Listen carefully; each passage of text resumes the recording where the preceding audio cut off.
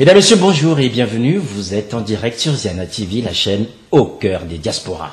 100% direct avec un homme, c'est Monsieur Marc Mapingou.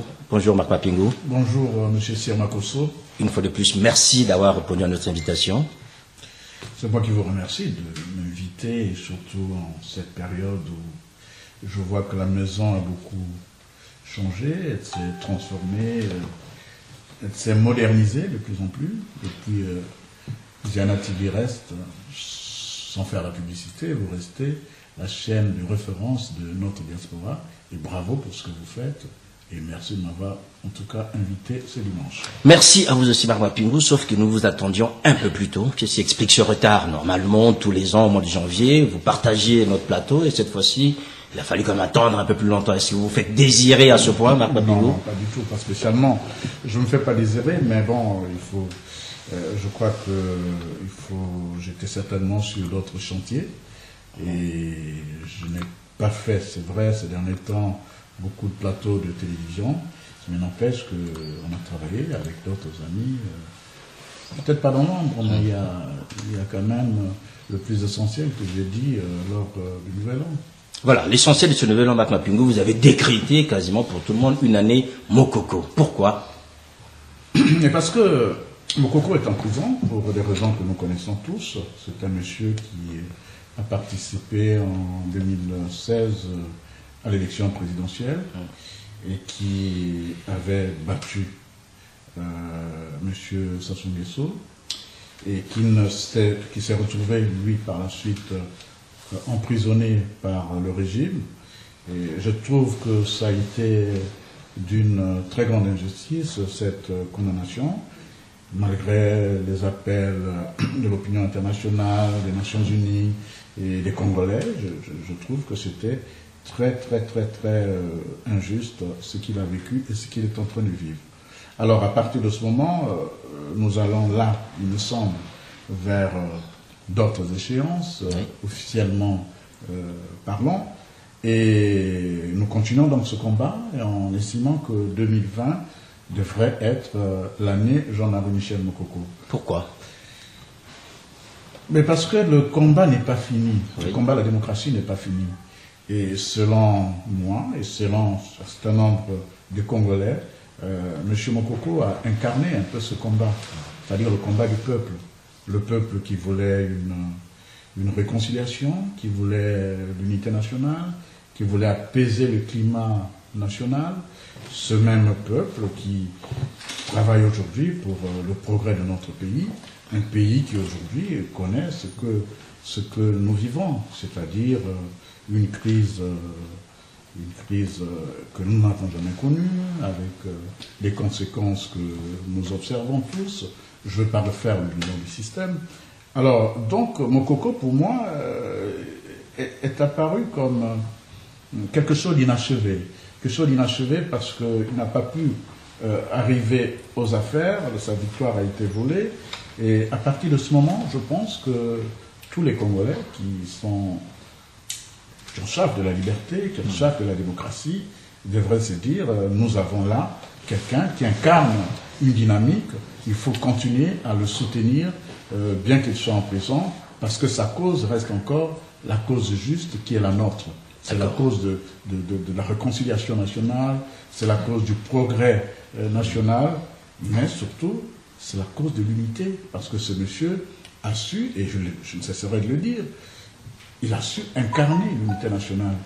Vous avez vu tous ces résultats dans les pays du Niari, à Pointe-Noire, dans le Kouilou et dans le Nord. Ce monsieur est apparu pour tout le monde comme celui qui pouvait cimenter ce que nous avons perdu depuis longtemps. C'est-à-dire, on vit là un système qui, malheureusement, est un système violent et qui, le même système, malheureusement aussi, a oublié ce que je peux considérer comme les fondamentaux. Et ces fondamentaux, on ne peut pas bâtir un pays dans la division, on ne peut pas bâtir un pays dans la rancune, on ne peut pas bâtir un pays dans la violence, comme ça se fait aujourd'hui. Et Mokoko, c'est cet homme. Donc, aller vers une autre élection, et en oubliant 2016, en oubliant même, je peux même aller plus loin, nous avions eu un Pascal Lissouba qui a été élu démocratiquement, on peut revenir sur sa gestion, mais ce monsieur a quand même été balayé par un coup d'État. Oui. Alors, je pense qu'on ne peut pas construire l'avenir si on ne fait pas le point sur le passé. Le passé, exactement, le passé de Mokoko. Hein. Si on vous entend, si on comprend bien le passé par rapport plus à Mokoko qu'aux autres. Le passé de Mokoko, oui. Parce que pour moi, c'est pas encore un passé. D'accord. Pour moi, la page n'est pas tournée. Parce que ce qui est arrivé à Mokoko peut arriver à quelqu'un d'autre. Tant que le régime reste un régime totalitaire, tant que le régime reste un régime violent, qui ne respecte pas les règles démocratiques. Très bien. Donc, à partir de ce moment, nous sommes dans la revendication d'une certaine transparence dans les débats politiques, mais cette revendication, cette transparence ne peut être portée que par des hommes de conviction comme Jean-Marie Michel Mokoko. Alors, à vous entendre, Marc Mapingou, nous sommes quasiment là dans une cause de béatification. Vous décrétez une année canonique pour M. Mokoko, puisque vous lui trouvez toutes les qualités d'avoir notamment, je dirais, réuni les Congolais, rassemblé. C'est un homme qui, aujourd'hui, pour vous, a le mérite, je dirais, d'être pensé par les Congolais durant une année. En faisant quoi concrètement? Est-ce que vous allez décréter des veillées de prière pour Mokoko? Est-ce que vous allez faire quoi comme activité ou comme action qui puisse, je dirais, porter cet homme tel que vous l'avez pensé? Non, nous allons continuer de travailler comme nous l'avons toujours fait. Je crois que à sa libération. Nous allons continuer à travailler pour sa libération, d'une part, et nous allons continuer à faire passer le message au peuple en disant au peuple congolais que ce monsieur qui est en prison incarne votre cause. Et cette cause, c'est celle que je viens de définir. Un pays déchiré, un pays déchiqueté, un pays qui va en lambeaux. Et lui, il a su incarner cette cause-là. Donc voilà le vrai. Et bien sûr que nous aurons un programme. Bien sûr que nous allons effectivement... vous allez organiser pas des dialogues, vous allez quoi, des témoignages, ça c'est quoi? Il y aura des témoignages, il y aura des... D'ailleurs, je commence par saluer tous ceux qui adhèrent déjà à cette dynamique. Hier, nous avions eu, avec les assises nationales du Congo, une assemblée générale, au cours de laquelle nous avons effectivement réussi à faire adhérer tout le monde à cette idée qui est l'idée du combat de la démocratie, mais qui doit être incarnée par quelqu'un qui, de notre point de vue, est en prison de façon tout à fait injuste. Alors, et d'ailleurs, nous partons d'un principe. Il n'y a pas de grande bataille qui se gagne sans leader, sans symbole, sans icône. Aujourd'hui, Mokoko, de mon point de vue, est une icône sur laquelle les Congolais doivent s'attacher, s'accrocher, parce que, effectivement, il devient un problème, non seulement pour le Congo, pour le pouvoir, mais il devient aussi un problème pour la communauté internationale. Très bien. Marc Mapingou, il y a juste Serge Kamabé qui nous dit qu'il ne vous entend pas très bien, donc si vous pouvez peut-être pas hausser, mais porter la voix un peu plus pour qu'il puisse vous entendre. Juste pour rappeler aussi, si vous voulez nous joindre, vous avez sans doute des questions, vous pouvez appeler au 00 33 6 54 47 54 pardon 85 99. Donc 00 33 6 47 54 85 19 99 pardon. Anthony Muyungi va vous l'afficher tout à l'heure. Alors Marc Mapingou, quand on entend ce discours, vous parlez d'un homme qui aujourd'hui est en prison et en même temps vous avez un autre qui gère les affaires, c'est Denis Sassou Nguesso. Au milieu, vous avez la France. Certains ont conclu que Mokoko avait été lâché par la France. Or, on voit aujourd'hui Denis Sassou Nguesso avoir, je dirais, tous les soutiens nécessaires, l'argent qu'il veut, il a, les hommes dont il a besoin, il les trouve. Est-ce qu'aujourd'hui, vous ne pensez pas que faire revenir Mokoko, c'est quasiment une cause perdue, si on va rester un peu dans cette terminologie, je dirais, religieuse, puisque Mokoko est aujourd'hui en prison, Sassou Nguesso règne en maître, il a tous les réseaux, il a tout ce qu'il faut pour faire avancer sa cause à lui, s'éterniser au pouvoir. Est-ce qu'aujourd'hui, Mokoko, ce n'est pas la cause perdue sur laquelle vous vous accrochez, je dirais comme certains comme des moules sur un rocher. Non, je pense que... Marc Mapingo. Non, je pense que le problème, il ne faut pas le voir en termes de Mokoko individu. Oui. Nous voyons le problème en termes de principes. La démocratie, ce sont des principes. Et les principes de liberté, de démocratie, de justice, ce sont des principes universels. Et la question de Mokoko, c'est qu'il a su, à un moment donné de l'histoire de notre pays, incarner ces principes-là. Donc, étant donné qu'il a su incarner ces principes, nous estimons que nous avions là un levier, qui est un levier de pression, qui est aussi, en termes africains, il faut se dire que nous n'avons pas le droit de laisser quelqu'un qui s'est sacrifié pour nous, qui a tout laissé pour aller justement se positionner et vivre le martyre qu'il est en train de vivre.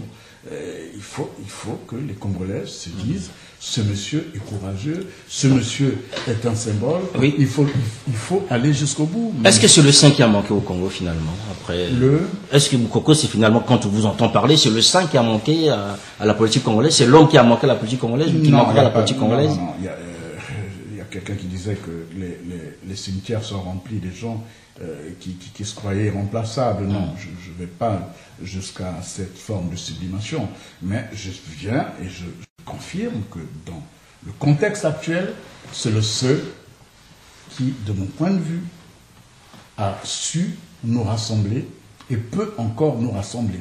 Parce que ce pays est divisé et connaissant Jean-Marie Michel Mokoko à titre personnel et connaissant aussi ses convictions politiques, il les a démontrées. Ce monsieur, on lui a demandé d'accepter une forfaiture, il a dit non. Je suis un démocrate, les choses ne doivent pas se passer comme ça. Pendant que bien d'autres ont accepté, parce que la liberté c'est important. Ce monsieur a accepté d'être en prison tout simplement parce qu'il a des convictions. Et dans un pays où les gens n'ont plus de convictions, où chacun va à la soupe pour s'en sortir, voilà un monsieur qui a tout sacrifié. Doit-on l'oublier? Doit-on le laisser? Non, il y a des gens... Pourquoi vous n'implorez pas la France, en fait, pour libérer Mokoko? Parce qu'apparemment, vous travaillez, on cherche quels sont les résultats de ce travail. Mokoko croupit toujours en prison, malgré les rumeurs, je dirais, ici et là. Monsieur Le Drian, si vous permettez, Marc Mapingo. Monsieur Le Drian est intervenu publiquement, je dirais, apostrophant Denis Sassou Nguesso sur cette question-là, mais il n'a pas entendu. Pourquoi vous n'interpellez pas directement la France? Non, je crois qu'on interpelle la France. Oui. Je pense... À demi-mot, sans doute. Attendez. Allez-y. Vous venez de le dire, monsieur Le Drian a eu un propos où il a interpellé... le pouvoir de Brazzaville, le président Macron et même d'autres forces ici en France ont fait comprendre, tout au moins, les forces républicaines. Et pourquoi ça ne marche pas? Ça ne marche pas tout simplement parce qu'on a en face de nous un régime qui est totalitaire. Enfin, un régime qui a sans doute les mains, ou qui a sans doute la France dans ses mains, je veux dire. Qui bouche les oreilles, et qui s'en fiche de tout ce que peut penser la France ou d'autres réseaux. Ou si la France, est-ce que je joue un double jeu dans cette affaire-là? C'est ce que je veux dire. C'est ce que je veux dire. Allez-y. Aujourd'hui, M. Sassou donne l'impression, et peut-être même la réalité, c'est qu'il s'est autonomisé. C'est une forme d'autonomisation. Ce monsieur se dit, j'ai aujourd'hui d'autres alliés. Et d'ailleurs, ça a été sa stratégie, il est allé chercher les Turcs, il est avec les Brésiliens, il est avec les Russes, il est avec les Chinois. Bon, il fait des affaires certainement, mais malheureusement, ce sont ces messieurs-là, disons, ces pays, ne nous apportent pas fondamentalement au peuple congolais ce que nous aurions souhaité. Je veux dire que M. Sassou a fait appel à ces pays pour protéger son système, pour protéger son pouvoir. Il négocie avec les Chinois, sa sécurité, il négocie avec les Russes, certainement sa sécurité aussi, mais en même temps, et c'est ça le plus essentiel, en même temps, il dit aux Français, je peux me passer de vous. Enfin, il dit aux Français, je peux me passer de vous. Et donc les Français se plient devant lui, devant ses exigences ou encore devant ses chantages. Écoutez, je crois qu'il y a un chantage permanent. Je vous donne, vous êtes journaliste, je vais vous donner la primeur. Par exemple, les négociations avec Total aujourd'hui. À chaque veille d'élection présidentielle, vous parlez de chantage, c'est votre mot. Effectivement, Sassou a toujours profité certaines échéances pour dire aux pétroliers, de Total par exemple, vous nous devez ceci, il faut que les taxes soient augmentées, il faut que nous passions à autre chose. C'est un chantage abject. Et aujourd'hui, il faut le dire que d'après mes sources, d'après nos informations, il y a une grande réunion qui doit se tenir à Brazzaville le 27. Les pétroliers de Paris vont descendre pour tout simplement parce que Sassou veut demander à ces gens-là, il veut augmenter les taxes. Est-ce que c'est normal d'augmenter les taxes à un moment où ce monsieur, je veux dire monsieur Sassou, a eu pendant plusieurs années à travailler avec ces gens sans imposer une certaine règle et vers la fin, pour faire du chantage, il est obligé de demander des taxes aussi importantes. Moi, je ne soutiens pas Total. Moi, je suis pour que, bien sûr, les pétroliers nous payent ce que nous devons. Mais ça doit se faire dans les règles de l'art. Marc Mapingu, vous ne répondez pas vraiment à ma question. J'ai l'impression que vous avez, je dirais, une réserve diplomatique d'indexer la France. Aujourd'hui, vous le voyez très bien, et les Congolais sont bien conscients, que le problème Mokoko est aussi dans les mains de la France. La France a interpellé, Jean-Marie, a interpellé le président Denis Sassou Nguesso, mais rien n'a été fait. Est-ce qu'aujourd'hui, vous ne pensez pas que la France aussi joue un double jeu vis-à-vis notamment de la question congolaise? Parce que ça fait quand même des années, vous qui êtes ici sur la place parisienne. Il faut connaître aussi l'histoire de la France. Oui. Je crois qu'il y a eu un moment où en France, on a eu un certain François Mitterrand. Et François Mitterrand avait, comment dirais-je, impulsé ces dynamiques à travers le discours de la Bolle, de ce que nous avons vécu, c'est-à-dire la conférence nationale, la démocratisation, tout ça. Les droits de l'homme. De Mitterrand à Macron, il y a eu trois autres présidents, donc il faut qu'on fasse le factuel. Aujourd'hui, les Congolais, si vous permettez, Marc Mapingu, les Congolais qui souffrent aujourd'hui avec Sassou ne pensent pas à Mitterrand. Ils voient Macron qui est en train aujourd'hui, je dirais, d'adouber tout ce qui se fait. Parce que Macron sort d'une doctrine qui a été celle de Fabius, donc celle de Hollande, qui était celle de la diplomatie économique. C'est ça le vrai débat. D'accord. À un moment donné... Donc aujourd'hui, les intérêts français priment. Tant qu'ils Sassou leur garantit qu'ils peuvent avoir le pétrole, à la limite, Mokoko, c'est pas leur problème. La France a des intérêts économiques, la France a des sociétés qui sont en Afrique, et depuis un moment, la France n'est plus sur ce débat des droits de l'homme et autres. Ils voient leurs intérêts économiques, je dis bien malheureusement. Alors c'est aux Congolais, justement, le vrai débat il est là. C'est aux Congolais de comprendre qu'un peuple qui veut se libérer n'a pas forcément besoin de la France ou des autres. Mais un pouvoir qui veut se maintenir a besoin de la France. Oui, je comprends. Oui. Un pouvoir qui veut se maintenir aussi a aussi à l'intérieur besoin des Congolais qui n'ont rien compris de ce que nous attendons de l'avenir du pays. Parce que le vrai débat, non, je ne veux pas qu'on ramène toujours le débat à l'étranger. Enfin, nous sommes des Congolais. On est quand même conscients, nous sommes des Congolais, nous savons la réalité, Marc Mapingu. Donc on ne peut pas non plus se voiler les yeux. Chaque fois qu'on se retrouve en face de la France, si aujourd'hui Sassou Nguesso bénéficie, je dirais, de cette aura ou de ces facilités, parce que la France le veut bien. Écoutez, c'est votre façon de voir. Moi, j'estime que... Pour vous, la France fait tout son travail, que tout va bien, la France encourage les démocrates congolais. Non, je n'ai pas dit ça. Enfin, à vous entendre se relativiser ainsi, ça veut dire quelque part... La France a opté pour une diplomatie économique. Et M. Sassou Nguesso, de plus en plus, s'est autonomisé. Il devient autonome vis-à-vis de certaines puissances. Et pourquoi vous n'allez pas chercher?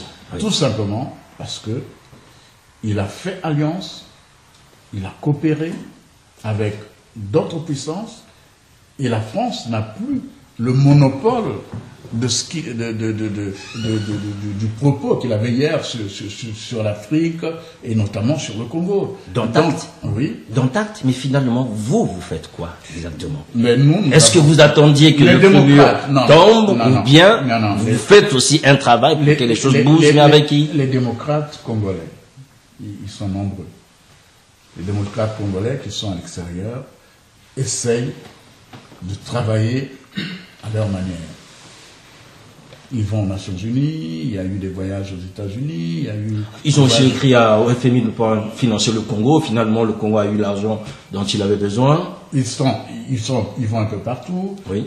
Ici, bien sûr que, puisque vous parlez de la France, je crois qu'on va à l'Élysée, on discute avec des journalistes, on discute avec des parlementaires pour porter la cause du Congo. Et voilà pourquoi je disais qu'une cause ne peut être portée que par un leader. Et nous avons choisi d'une manière générale qu'il faudrait que Mokoko soit le porteur, bien qu'étant en prison. Oui, mais Mandela hier était en soyons réalistes. Soyons réalistes. Aujourd'hui, Mokoko est en prison, ça veut dire que parmi vous, personne ne peut reprendre ce leadership. Il faut attendre que Denis Sassou Nguesso ou encore le Saint-Esprit, si vous permettez, il faut peut-être attendre que le Saint-Esprit puisse sortir de prison afin qu'il reprenne les choses en main. Monsieur Makosso, nous sommes conscients de nos limites par rapport à cette dictature qui sévit dans le pays. Aujourd'hui, n'importe quel Congolais qui va se présenter face à Sassou, telle que la situation se retrouve aujourd'hui, ne peut pas gagner. Dans ce cas-là, couchons-nous alors, non, finalement. Si aujourd'hui aucun Congolais ne peut se lever devant Sassou, dans ce cas-là, couchons-nous. Comme ça, il peut continuer à marcher sur... Non, je ne dis pas qu'aucun Congolais est incapable de se lever devant Sassou. Je dis tout simplement que soyons réalistes. Aujourd'hui, le système est verrouillé. Nous devons nous battre pour faire sauter ce système. Mais avec qui comme leader? Avec... Un leader qui est en prison? Et ceux qui sont dehors, c'est quoi leur job? Juste espérer, prier, allumer des cierges, que celui qui est en prison sorte afin que les choses reprennent? Non, écoutez, la question de Mokoko, il faut l'avoir sur plusieurs angles. Le premier angle, c'est de montrer que ce qui s'est passé en 2016 peut se répéter. C'est-à-dire que vous avez affaire à une élection où quelqu'un gagne, tout au moins bat Sassou Nguesso, et ce monsieur-là se retrouve en prison. Tout simplement parce qu'il ne veut pas reconnaître une pseudo-victoire de M. Sassou. C'est ce que vit Mokoko. Donc à partir de ce moment, nous disons, attention, les choses n'ont pas changé, il n'y aura pas de transparence. Celui qui ira, écoutez... Donc vous n'encouragez personne de se présenter pour les élections 2021? Moi je dis que c'est pas important d'aller à ce folklore, prêter le flanc à qui que ce soit. Je crois que non, c'est pas ça la question.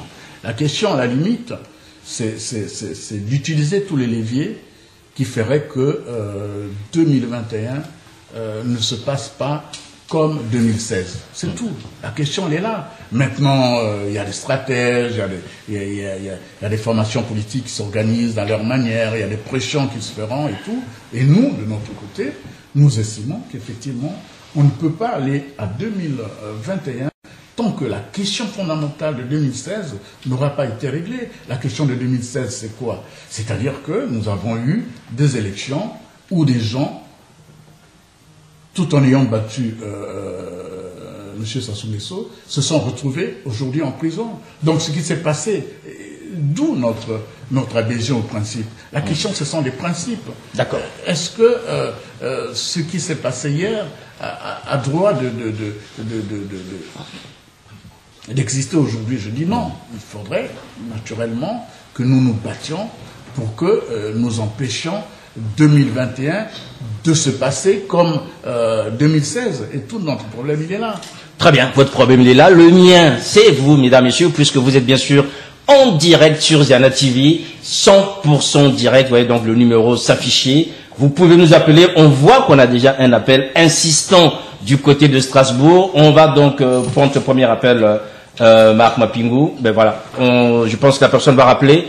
On sait aussi que vous êtes, je dirais, nombreux à nous interpeller en ligne.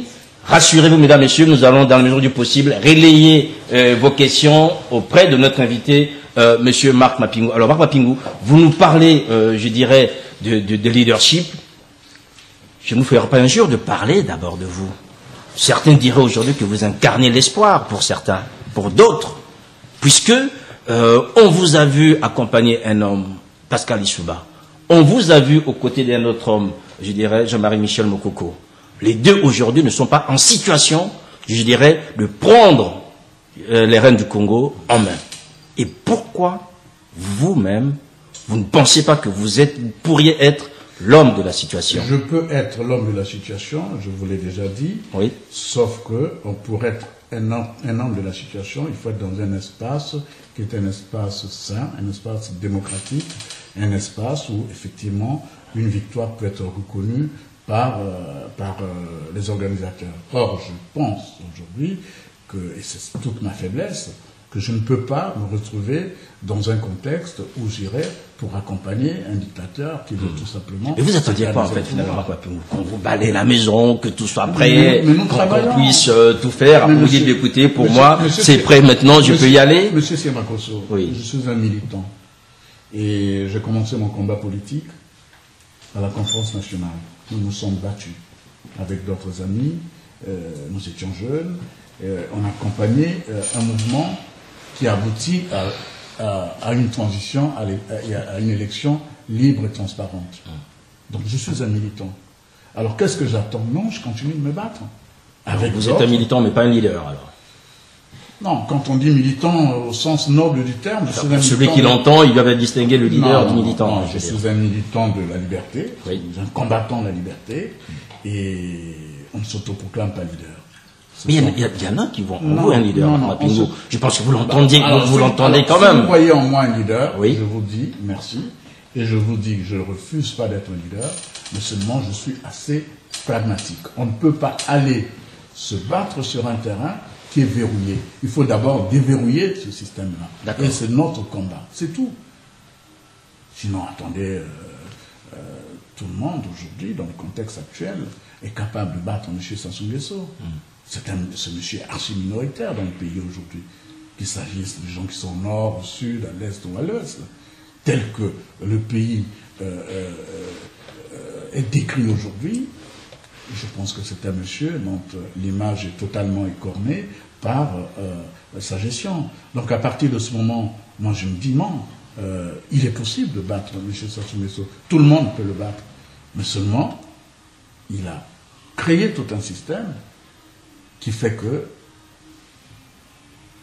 personne ne peut arriver à le battre démocratiquement parce qu'il va chercher à tricher, il va chercher à donner les résultats des élections à 2 heures du matin, il va... Bon, la suite, vous la connaissez. Donc pour moi, ce n'est pas un démocrate. D'accord. Et moi, mon terrain, c'est un terrain démocratique. Donc, voilà, on a bien compris, Macmapion. On va prendre donc un premier appel. Allô, bonjour. Allô? Allô? Oui, on vous écoute. Bonjour. Bonjour. Oui, je suis Serge Wakamabé, j'appelle de Strasbourg. J'ai 2 petites questions pour M. Mapingo. Allez-y, Serge Wakamabé, Macmapion vous écoute. La première, c'est que, c'est peut-être pas une question, je voudrais saisir sa cohérence. En début de propos, il a dit, je cite, on ne peut pas aller à l'élection présidentielle en 2021 tant que Mokoko, qui avait un digne idéal pour le pays, est en... Il a surtout ajouté qu'il pouvait aller plus loin en citant le putsch à partir duquel le président démocratiquement élu Pascal Lissouba avait été renversé. Ma première question, c'est la suivante. Pourquoi alors être allé à l'élection de 2016, sachant bel et bien qu'il y avait une espèce de contentieux, puisque le président Pascal Lissouba était parti dans des conditions plutôt non démocratiques. Mais il a quand même cautionné qu'il est un candidat, donc en l'occurrence Mokoko. Est-ce qu'à ce moment-là, le coup d'État de 97 n'a plus de sens? Ça, c'est ma première question. La deuxième, toujours contradictoirement de mon côté à son argument, quel est le bilan qu'il fait de tous les appels au boycott, de toutes les politiques de la chaise vide, depuis le départ d'une façon plutôt militaire du président Lissouba jusqu'à aujourd'hui? Parce que la tendance, si je comprends, c'est que pour M. Mapingo, on ne peut plus aller à l'élection. Ok. Mais la politique de la chaise vide, les appels au boycott, quel est son bilan à la date d'aujourd'hui? Merci, Serge Wakamabé. Marc Mapingo va vous répondre. Non, il faudrait que M. Serge Kouakamabe comprenne que une chaise, même quand elle est occupée, elle peut être mal occupée. La vraie question, c'est pas occuper une chaise. La vraie question, c'est le Congo. Pendant 20 ans, il y a des gens qui ont occupé cette chaise, pendant que d'autres ne sont pas partis l'occuper. La vraie question, c'est les résultats.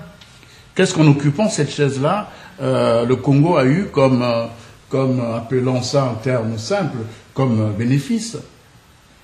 Et quel est le bénéfice des boycotts finalement? Le bénéfice du boycott, oui, c'est de ne pas cautionner historiquement un certain nombre, une forfaiture, une tricherie, et historiquement garder une forme de pureté, pour parler en termes démocratiques. Moi, je crois que je ne peux pas participer, et aujourd'hui, bien sûr qu'il est revenu sur 2016, oui, mais avant 2016, nous avons pensé, ici à Paris, je faisais partie de ceux qui estimaient qu'on pouvait essayer, qu'on ne pouvait pas partir aux élections. oui. Et puis on a vu le général Mokoko qui s'est levé, bon, il m'a fait comprendre qu'il fallait que le peuple effectivement avait besoin de changement, que c'était possible ce changement. Et le général Mokoko s'est présenté. Malheureusement, il le savait, nous tous nous savions, que tout était verrouillé, que ce n'était pas possible d'aller vers une élection transparente tant que le système était celui-là. C'est-à-dire un ministère de l'Intérieur. Mais ça a toujours été comme ça, madame. Non. Il y a eu une transition, et il y a eu, au cours de cette transition, ça n'a pas été comme ça. D'accord. Et Lissouba a gagné démocratiquement. On peut ne pas aimer Lissouba, mais il y a eu ça. Mais est-ce que, c'est le premier aspect de sa question, c'est est-ce que, en allant en 2016, vous ne légitimiez pas, en fait, finalement, je dirais, le coup d'État de 2016, parce qu'il n'y avait plus besoin de parler de ce coup d'État, puisque vous partez avec lui dans une élection alors qu'il est arrivé par des armes. Oui, certainement, on peut discuter là-dessus, s'interroger, se remettre en cause, on peut faire notre mea culpa. D'accord, donc pour vous, c'est pas l'essentiel. Pour moi, c'est pas l'essentiel, oui. Parce que pour moi, l'essentiel, c'est de dire, oui, mais on n'est pas parti, ok, mais ceux qui sont partis, ils ont eu quoi? On n'est pas parti, ok, ceux qui sont partis, ils ont eu quoi? Et celui qui est là, il a fait quoi? La vraie question, elle est là. C'est pas un jeu d'enfant. C'est quand même un pays qui est un grand pays, qui doit être géré de façon transparente. Aujourd'hui, il y a une gouvernance que nous... Enfin, je ne vais pas revenir sur ce bilan, avec un pays qui n'est plus un pays de droit. Je ne vais pas revenir là-dessus. Le vrai débat, il est là. Est-ce que la question n'est pas de savoir... Est-ce qu'il faut partir, ne pas partir? Est-ce que la vraie question, c'est le bilan aujourd'hui? 20 ans après Lissouba, 20 ans après je ne sais pas quoi, qu'est-ce que le pays est devenu? Moi, je crois que la vraie question, monsieur Serge Kouakamabe devait plutôt se poser cette question. Oui, nous ne sommes pas partis. Oui, on aurait pu boycotter. Oui, il y a la chaise vide. Ok, la chaise n'a pas été vide. On sait qui ont été là. Ils ont fait quoi du pays? Oui, on serait partis. Ouais, mais on se serait retrouvé comme au Coco aujourd'hui. Demain, nous allons repartir. Si le système est celui-là, s'il n'est pas nettoyé comme on l'a fait à la conférence nationale, avec une certaine transition, nous allons nous retrouver dans la même situation. La vraie question, c'est pas des individus qui vont se positionner ou se présenter. La vraie question, c'est le Congo. Et le Congo est aujourd'hui dans une situation, malheureusement, chaotique que nous connaissons tous. Et je pense que même M. Serge Kouakamabe, dans son fort intérieur, doit bien comprendre que quelque chose ne marche pas dans le pays. Et nous nous battons pour cela. Nous nous battons pour que les choses changent et pour que le pays progresse. Voilà, on va prendre notre appel, Marc Papingo. Allô? Allô? Oui, bonjour. Bonjour, monsieur Siamakoso. Oui, bonjour, allez-y. Ouais. Et oui, je vous appelle, je m'appelle monsieur Liassis Di. Donc, je voulais poser deux questions à monsieur Mapingo. Allez-y. La première question, s'il n'y avait pas Michel Moukoko en prison, quelle était la position de Marc Mapingo vis-à-vis de la politique congolaise? Ça, c'est ma première question. On attend la deuxième question. Oui. Ma deuxième question, est-ce que, après le départ de Lissouba, M. Mapingo est toujours en Europe? Il n'a jamais travaillé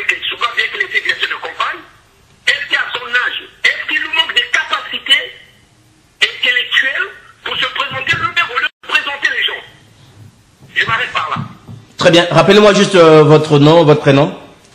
Didi Tiba. Très bien. Marc Bapingou, 2 questions. Simple, réponse simple et brève sans doute. La première, c'était par rapport à Jean-Marie Michel Moukoko. S'il n'était pas dans l'environnement politique, est-ce que vous parlierez ainsi, je dirais, de la politique congolaise? Je pense qu'il faut dire à notre compatriote... Monsieur Tiba. Ouais, Monsieur Tiba, que la question, c'est pas la question de Moukoko. La question, c'est d'abord une question de principe. Oui. Je ne soutiens pas Moukoko, bien sûr, c'est un ami. C'est quelqu'un que je connais, qui a des convictions, et qui aurait pu faire beaucoup de choses pour ce pays. Je ne le soutiens pas seulement pour ça. Je le soutiens parce qu'il y a des principes en démocratie. Il y a des règles qui sont universelles.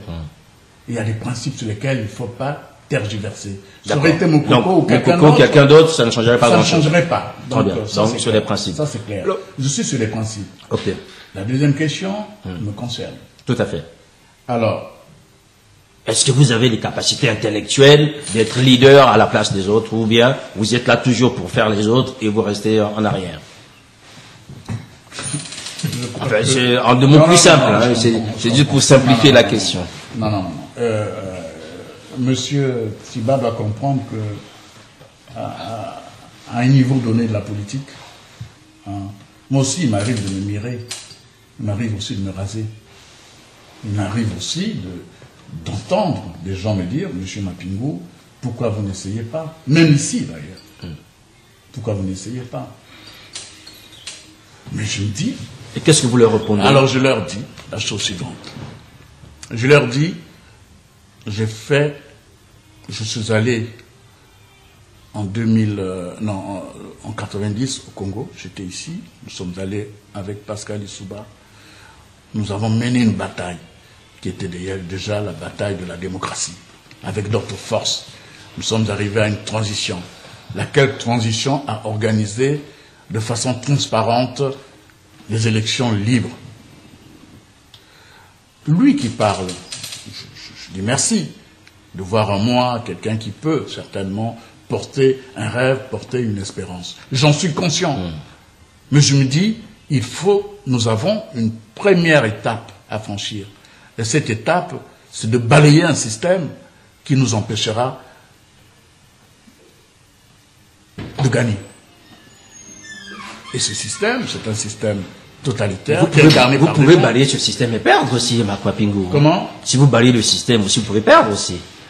Si la victoire en soi n'est pas acquise d'emblée. Oui, si je perds en démocratie, normalement. Si je perds en termes, à titre personnel, j'aurais aimé qu'un démocrate gagne et que j'aille le féliciter en disant, cher monsieur, bravo, vous avez gagné et Dieu merci, nous avons travaillé. D'accord, donc ce qui est sûr, vous gardez la position qui est la vôtre aujourd'hui, là où vous êtes, vous vous sentez bien.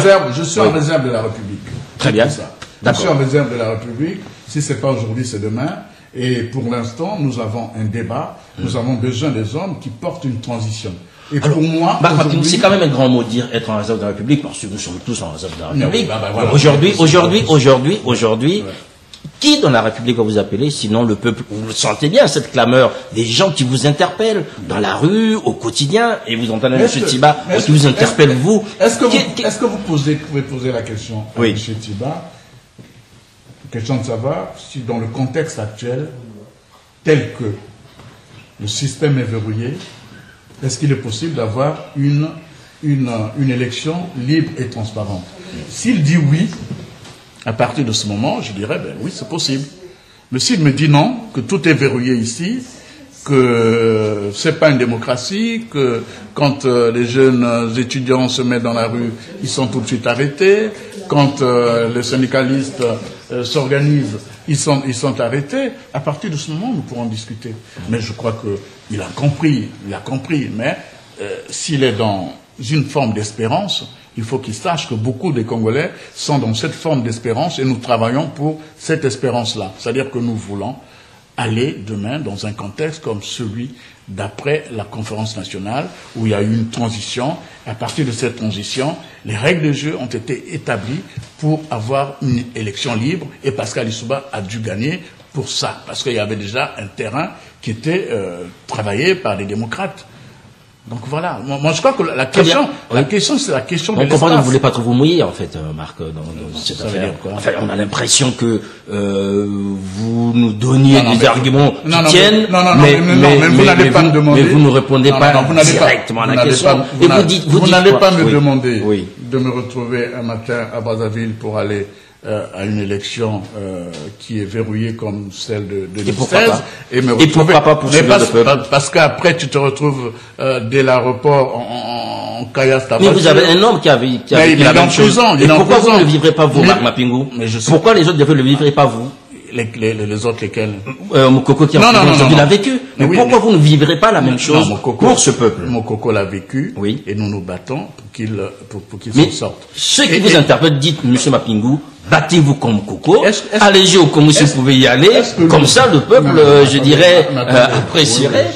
Allez-y. C'est un traquenard, vous savez bien. C'est un traquenard. Non, vous savez bien. Non. Oui. Pour parler sérieusement, Monsieur Tiba doit comprendre que le pays, aujourd'hui, est tel qu'il est. Et Jean-Marie Michel Mokoko a osé. Je dis bravo, félicitations. Et à l'époque, même des gens comme nous, on se disait, c'est pas possible, mais on a vu l'homme, on a vu le courage. Il est parti, il a gardé ses convictions.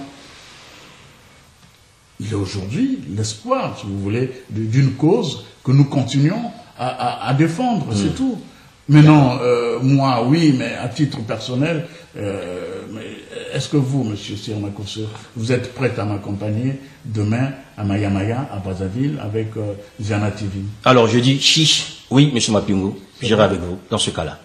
Si vous prenez l'avion demain, je serai dans l'avion avec vous pour Brazzaville. Est-ce que vous pouvez aussi... Non, pour l'instant, c'est moi qui pose la question à Marc Mapingu. Donc, si vous me permettez, vous m'avez interpellé sur un point, je vous dis, chiche, si vous prenez l'avion demain pour Brazzaville, j'embarquerai avec vous. Mais non, mais c'est sérieux, c'est sérieux, vous avez quand même un peuple qui est en souffrance aujourd'hui. Allez-y, Marc Mapingu. Le Congo devient un pays de cauchemar. C'est vrai. Le pays devient un pays de cauchemar. Les gens meurent, meurent tous les jours. Les fonctionnaires ne sont pas régulièrement payés. Les retraités n'ont pas leur pension. Les hôpitaux n'existent pratiquement plus. Tout. C'est un pays de cauchemar. D'accord. Et mon combat, comme le combat de beaucoup de démocrates, c'est de se dire il faut que ça change. Mais c'est pas, et ça ne change pas à travers une élection plus ou moins alambiquée, comme nous sommes en train de plaisanter là. Non. Le pays ne peut changer que si les Congolais se mettent tous debout pour dire il faut que ça change. Il faut que nous sachions ce que nous voulons. Ok, il y a quelqu'un qui est debout. Il y a quelqu'un qui est debout. Donc c'est le premier zoïste de la diaspora, Monsieur, je dirais.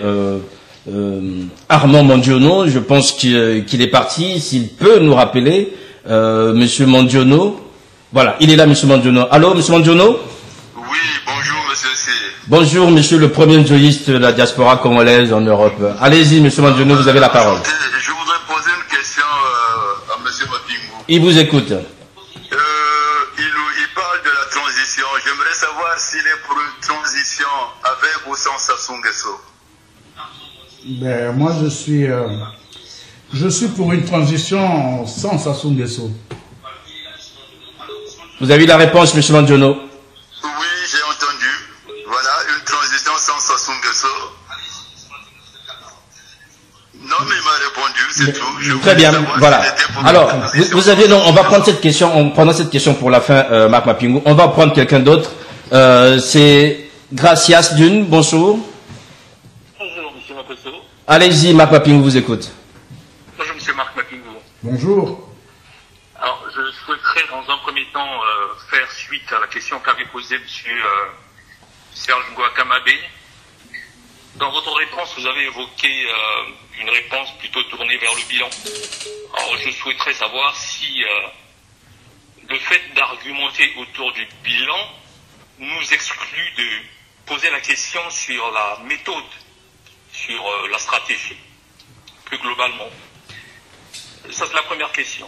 Et la seconde question, lorsqu'on vous entend arguer, en tout cas, vous êtes à cheval entre un discours passé sur M. Lissouba Et un discours toujours passé sur M. Mokoko, finalement, qui est en prison. C'est vrai qu'il ne faut pas ignorer, il ne faut pas oublier le fait que le monsieur soit en prison et qu'il faille lutter pour lui en sortir. On a comme l'impression que le discours est vraiment tourné entre ces deux ponts passés. Est-ce que c'est une façon insidieuse, sinon sans le dire? C'est une façon de dire qu'il n'y a pas d'issue, qu'il n'y a pas de solution, en tout cas pour l'instant, que nous sommes bloqués. Est-ce que c'est une façon de dire cela dans cette structuration, dans cette ambivalence que vous semblez évoquer dans votre discours? Merci beaucoup. Marc Mapingo. Non, je ne peux pas dire que nous sommes... Êtes-vous un homme bloqué par l'espace temporel, l'Issouba Mokoko? Non, non, non, je ne suis pas bloqué, mais je suis un homme qui observe la classe politique congolaise depuis un moment et je suis aussi acteur, je l'ai été, je continue à l'être à ma manière, certainement aujourd'hui dans l'opposition, et je fais une analyse tout à fait réaliste. Je me dis, on est face à un système totalitaire et ce système, pour le déboulonner, il faut effectivement que les démocrates se retrouvent, qu'ils travaillent sérieusement. Et aujourd'hui, nous avons un certain nombre de leviers. Et Mokoko, pour moi, est un levier que les démocrates peuvent utiliser. Parce que c'est un monsieur qui lorsqu'on le compare aux autres, est un homme respectable. Et c'est un monsieur qui a su aussi, à travers les résultats de l'élection de 2016, porter. Et puis, Mokoko reste dans l'actualité. C'est ça la question. Donc, il n'est pas encore passé, il est dans l'actualité. Mokoko reste dans l'actualité. Et donc, vous dites qu'il est dans l'actualité, ça dit qu'il reste l'avenir du Congo? Il reste dans l'actualité. Oui. Il incarne une cause. D'accord. Et cette cause-là. Incarne-t-il l'avenir du Congo? Alors, écoutez, quand on incarne une cause, qui est une cause noble, qui est celle de notre peuple, qui est celui de la cause de la démocratie, la cause de la liberté, la cause du progrès, je pense que c'est une cause d'avenir. Donc c'est un homme d'avenir. C'est pas un homme du passé ni du passif. C'est tout. Très bien. On va prendre donc une autre personne. Allô? Oui, allô? Oui, bonjour. Oui, bonjour. Vous pouvez vous présenter, Marc Mapingo vous écoute. Sir Junior. Allez-y. Allô? Oui, oui, allez-y. Donc j'appelle de Paris. Je ne suis rien, je suis un citoyen ordinaire. C'est déjà beaucoup, Sir Junior. Voilà. Donc il souhaite poser deux petites questions à monsieur Marc Mapingo. Il vous écoute. La première est celle de savoir quelle est son appréciation par rapport à la déclaration du président Macron sur le Cameroun. Parce que j'ai suivi sur les réseaux sociaux une vidéo dans laquelle Macron déclare publiquement, c'est grâce à la pression de la France que l'opposant Maurice Kamto a été libéré. Bon, étant un analyste, disons M. Mokoko et Mapingo étant un analyste, quelle analyse faites-vous sur cette déclaration? Tout en sachant qu'on a les mêmes problèmes, puisque de l'autre côté, Mokoko qui est détenu arbitrairement, que vous soutenez, pourquoi la France ne fait pas la même chose? Donc je voulais avoir votre avis à propos. Bon, la deuxième question, je ne sais pas si vous me suivez. On vous suit, Sir Junior. La deuxième question, par rapport à l'opposant parfait Kolela, que tout le monde incrimine, comme quoi il avait pris de l'argent pour trahir Mokoko, il avait pris de l'argent chez Sassou Nguesso. Ça, c'est une version que j'ai entendue un peu dans le milieu congolais, sur les réseaux sociaux, un peu partout. Alors, monsieur Marc Mapingo, vous savez ce qui s'est passé en 2016. Que feriez-vous à la place de Parfait Kolela? Tout en sachant que Mokoko, que vous soutenez, c'est un général des FAC, des Forces armées congolaises, ancien chef d'état-major, mais il a été arrêté dans Brazzaville sans qu'il y ait même crépitement d'armes. Parfait Kolela, en fait, c'est quelqu'un qui a hérité, je ne sais pas, de la popularité, vu de la situation vu le statut de son père, qui était un opposant, qui a fait la prison, Oui. donc il a hérité de cela. Et les gens qui le soutiennent sont pour la plupart des gens qui poulent, qui sont assez souvent, nous le savons, martyrisés depuis un certain moment. Donc en 2016, tout le monde incrimine Koulela. Donc s'il prenait position radicale, ça veut dire que ce qui s'est passé dans le pool allait commencer à Congo Makelele. Que feriez-vous donc à sa place? Moi je pense que sa position n'était pas si mauvaise. Hein. D'accord. Voilà. Marc Mapingo va vous répondre, Sir Junior. Alors, j'aimerais juste, pour ceux qui nous suivent, hein, c'est pas mon fils qui appelle, donc c'est un collègue, quelqu'un qui gère aussi un média, donc comprenez que ça n'a rien à voir, il n'y a pas d'hominimi, ne faites pas le Bernard Pungui dans ce cas-là, voilà. Oui. Allô? Allez-y, Marc Mapingo. Bon, moi je crois que pour répondre, je vais commencer par répondre par la deuxième question.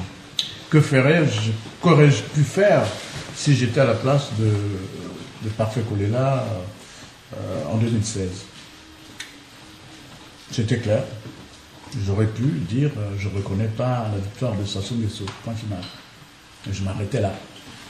D'accord. Et j'ai répondu à la question. Je crois que c'était ça la question fondamentale. Oui, oui, tout à fait.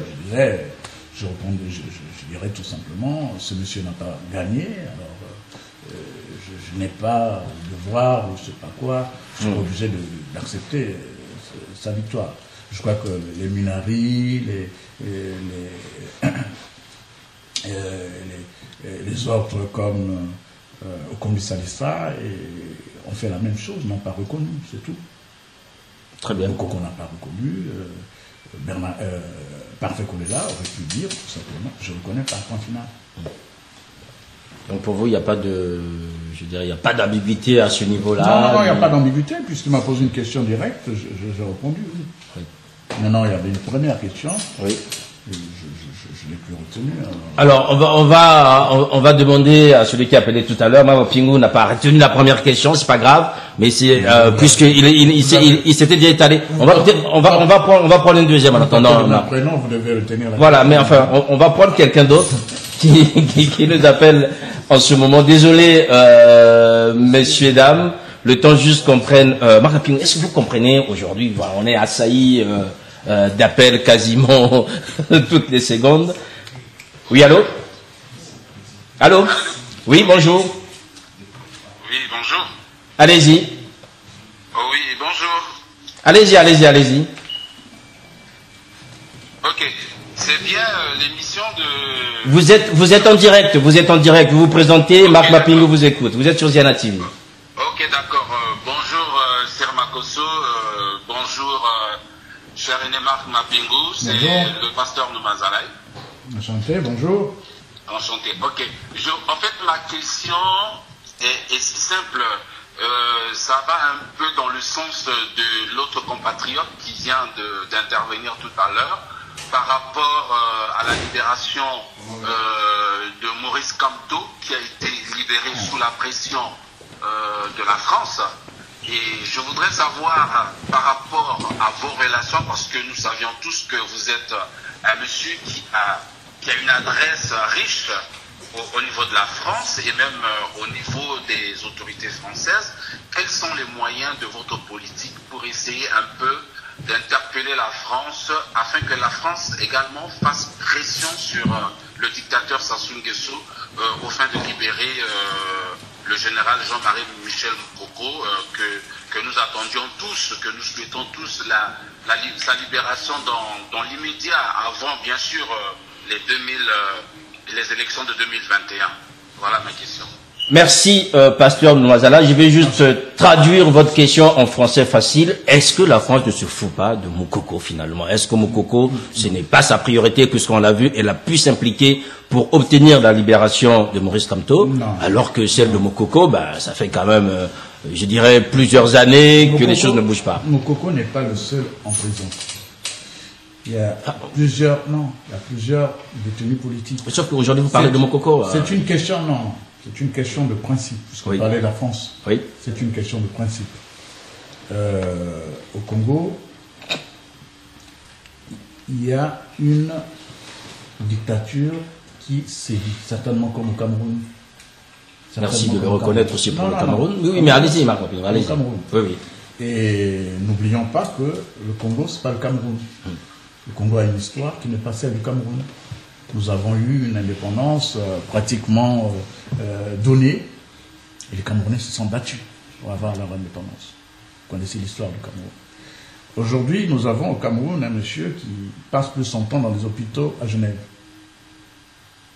Le nôtre fait semblant certainement de se doper tous les jours et montrer qu'il a encore le torse droit et comme un bon guerrier. Il y a toutes ces questions qui sont des questions réelles. Mais la vraie question, effectivement, je veux rassurer Noumazalaï, qui d'ailleurs fait aussi le même travail parce que nous nous battons ensemble pour la démocratie et pour mon coco. Et je vais lui dire que le travail, il se fait. Et les résultats attendront. Ça attendra le temps que ça attendra.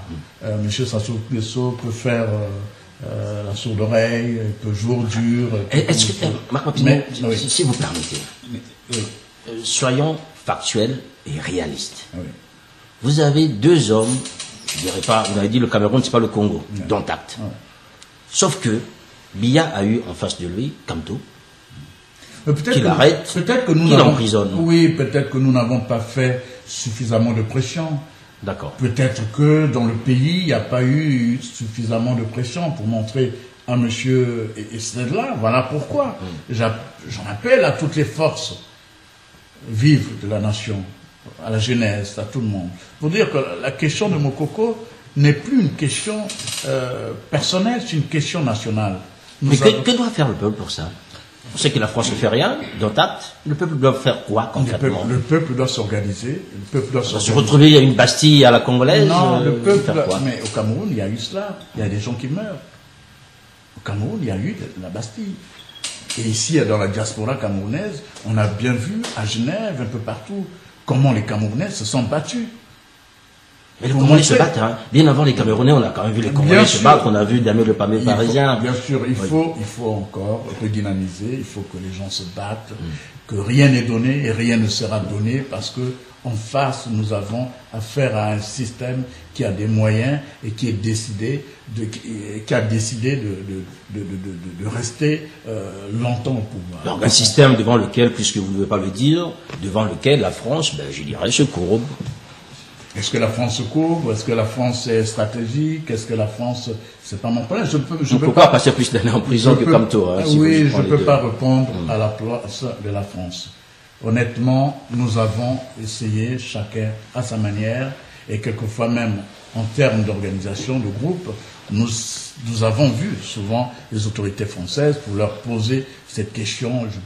C'est pas ici que je vais étaler. Macapivou, on est d'accord, mais vous savez aussi que ces autorités françaises vous demandent, écoutez, messieurs, allez-y vous organiser, parce que vous êtes, je dirais, une opposition politique, je dirais, disparate, avec des gens qui ne sont que des farfelus, qui ne représentent qu'eux-mêmes, qui écrivent à tort et à travers à l'Élysée, qui interpellent les gens n'importe comment, et ce qui fait aussi qu'aujourd'hui, écoutez, avec une démarche comme celle-là, comment voulez-vous, je dirais, être efficace face à un régime qui, lui, a tous les moyens pour s'installer. Si vous constatez ce qui est réel, ce qui est vrai, et justement, l'objectif justement de ce type de rencontre, c'est de dire tout simplement à ceux qui se battent pour cette cause de la démocratie, la liberté, incarnée par Jean-Marie Michel Mokoko, se dire, écoutez, il faut que nous serrons les rangs, il faut que nous soyons sérieux dans nos batailles, au lieu de passer notre temps souvent sur les réseaux sociaux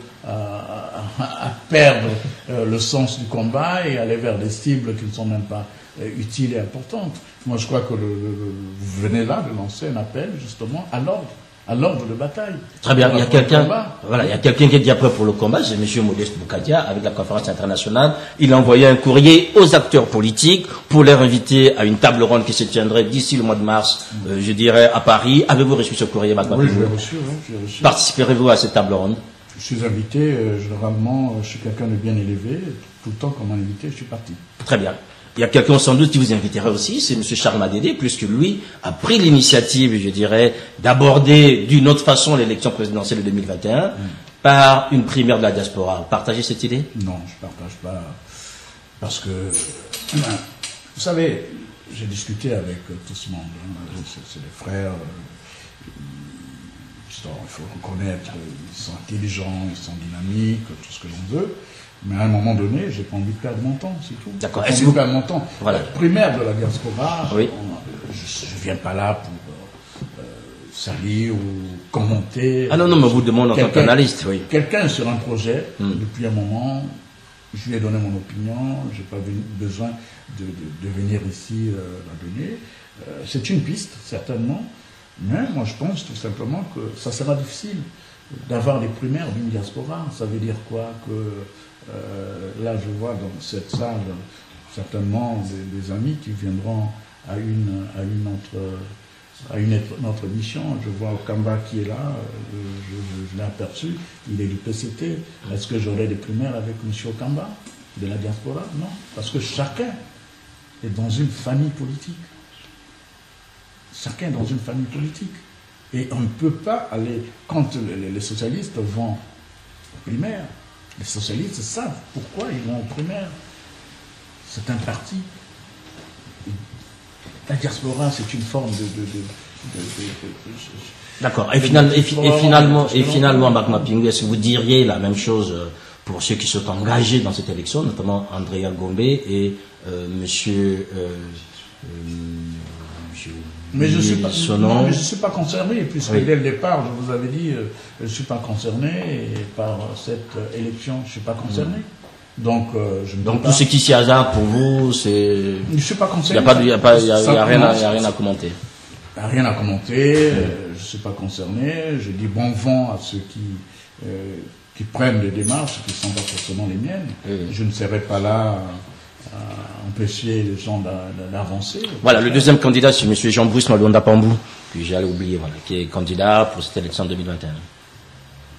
Bon vent. Vous leur souhaitez bon vent? Bon vent, oui, à tout le monde, oui. Très bien. Et à Tatima Biala, vous dites aussi bon vent pour la prorogation du mandat de Denis Sassou Nguesso pour une transition de 2021. Je crois que Tatima Biala a, depuis un moment, adhéré à un slogan que nous connaissons. Allons seulement. Donc, il va aller jusqu'au mur, comme on voit le Congo en train d'aller dans tous les sens. D'accord. Le Congo, il va dans tous les sens. Il y a une question que je vous ai réservée vers la fin, puisque c'est M. Manjouni qui l'avait posée dès le premier jour de l'annonce de votre invitation.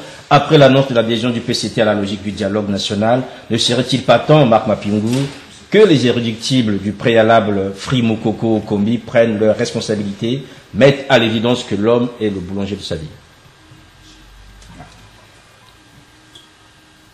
Alors, j'ai entendu le mot dialogue, c'est ça? C'est ça. Relisez, s'il vous plaît. Puisque il explique qu'aujourd'hui, le PCT est prêt pour le dialogue. C'est une première chose. Et je rappelle que celui qui mène ce dialogue, c'est quelqu'un que vous avez côtoyé aux côtés de Pascal Issouba, qui est M. Martin Berry, que vous connaissez bien.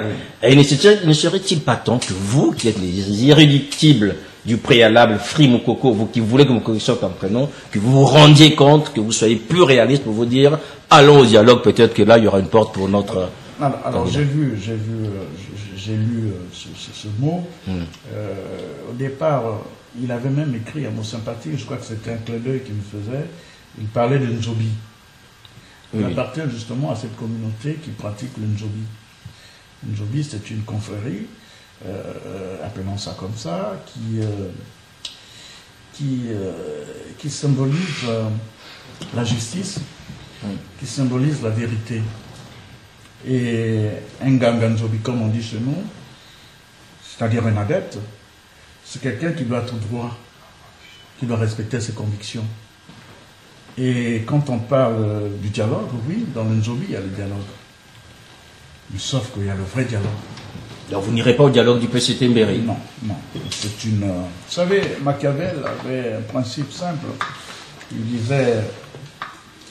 Machiavel disait que le prince doit manier ou concilier. Le prince est comme... il doit te ruser comme le renard. Le prince doit être rusé comme le renard. Et le prince doit être aussi fort comme le lion. Et je crois que la force du lion, qui est la force de la violence, etc., et la ruse du renard, je crois que ce sont des principes qui sont très souvent, qu'on retrouve très souvent chez les dictateurs. Et moi, je ne suis pas un dictateur, et je n'ai pas besoin de ruser des dialogues, de faux dialogues pour endormir les gens. Je ne suis pas dans la diversion. Je pense que les problèmes du Congo sont profonds. Les problèmes du Congo sont tellement profonds que je n'ai pas le temps à perdre à réfléchir sur un dialogue qui n'existe pas. Il n'y aura jamais de dialogue tel que je connais M. Manjono, c'est quelqu'un que je respecte beaucoup, tel que lui, il comprend le dialogue, tel que moi je le vis aussi. Il n'y aura jamais un dialogue comme ça tant que M. Sassou Nguesso sera au pouvoir. Parce que c'est un dictateur, et les dictateurs ne discutent pas.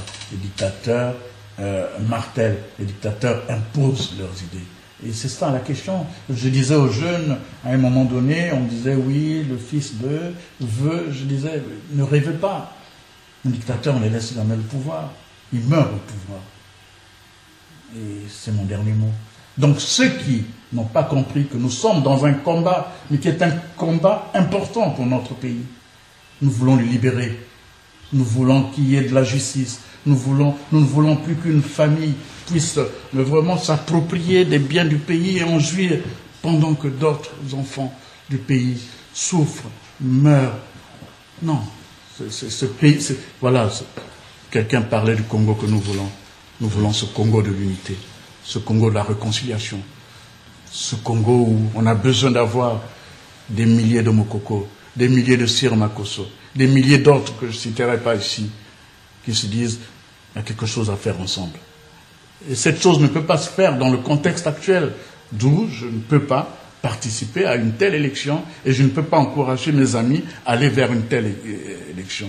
Il faut refuser, il faut continuer à revendiquer la démocratie, à revendiquer la liberté. J'ai des amis qui sont morts, monsieur.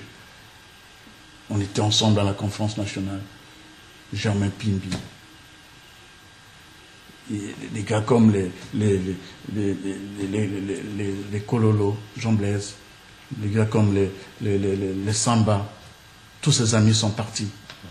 J'ai envie que là où ils sont, ils disent, tiens, Marc, vous avez continué le combat. C'est le combat de la démocratie. Le reste, je m'en fous. Et je soutiens tous les jeunes qui se battent aujourd'hui.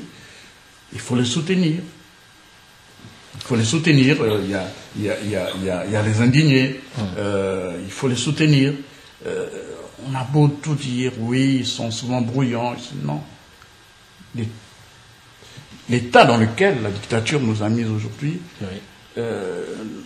nous amène quelquefois dans des réactions qui peuvent être des réactions anormales. Mais pour nous qui nous battons, nous comprenons ces réactions-là. Très bien. Merci Marc Mapingo. Merci d'avoir pris le temps de partager ce moment avec nous. Merci à Anthony Mouyungi qui a assuré la réalisation. Merci à vous aussi, toujours aussi nombreux à suivre les programmes du Ziana TV. Je vous rappelle donc, après sur 100% direct, vous allez avoir le 17h dimanche avec Brice Tandrideko. Aujourd'hui, on va parler de la République famille au Congo, puisque pour être, je dirais, dans les bonnes perspectives congolais, il faut être dans la famille qui, elle, a tout pour vous faire avancer. Voilà. On va en parler ce soir, c'est avec Brice Tandrideko. Merci encore à vous tous. Portez-vous bien, le programme continue.